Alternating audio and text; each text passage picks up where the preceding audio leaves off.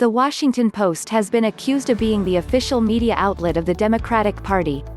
But according to one media watchdog, the newspaper's glowing portrayal of Stacey Abrams takes fawning to a whole new level. Abrams' name has been floated as Joe Biden's potential vice presidential running mate this fall. In fact, the Georgia Democrat pictured has been accused of actively lobbying for the post. The recent piece in the Washington Post magazine, entitled "The Power of Stacey Abrams," is introduced on the website's homepage as follows: Stacey Abrams has ascended to political prominence. How has she harnessed so much power in so little time? The article is written by African-American liberal activist Kevin Powell, who compares the runner-up in the most recent Georgia governor's race to a runway supermodel.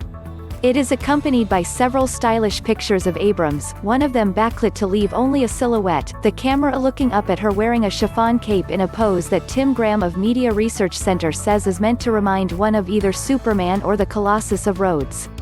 It honestly must suggest some kind of superhero, or at least, it's a glamour shot, he tells One News Now.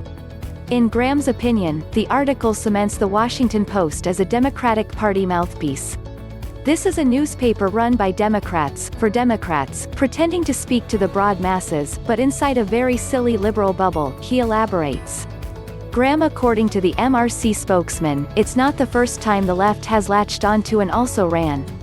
All of the hype and all of the puff and all of the cotton candy still doesn't get them elected, he points out.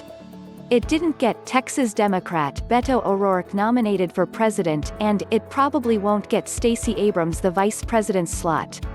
But the piece does accomplish one thing, Graham adds, it points out the hypocrisy of the Washington Post magazine. The connection we might make is to Sarah Palin, he offers. To the Post, Republican women who are going to run for vice president must be morons, and Democratic women who are being considered for vice president are just amazing heroes who live in the clouds.